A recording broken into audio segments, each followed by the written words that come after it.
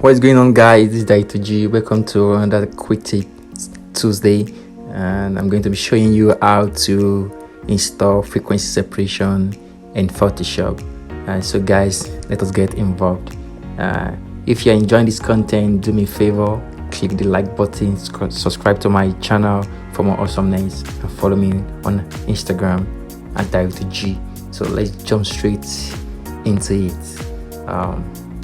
So now we are inside Photoshop, and to install this guy, you need to make sure the action button here is checked. And so now you go to the menu here and go to load action.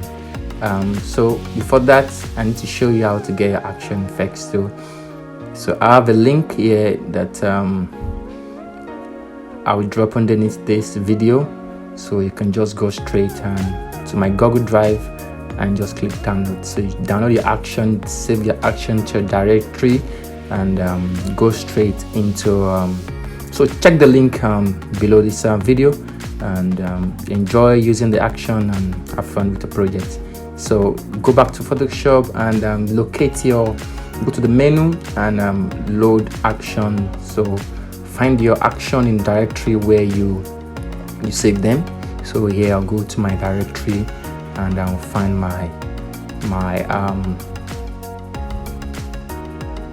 action. So you see here action, then just click open. So it will show, and you see your action will be automatically loaded. So that is very simple. That is how you load your action. And if you are enjoying this content, please do me a favor, we really appreciate that. Click the like button, subscribe for more awesomeness, leave a comment below, and stay positive. I will see you guys in the next video. Thank you. Peace out.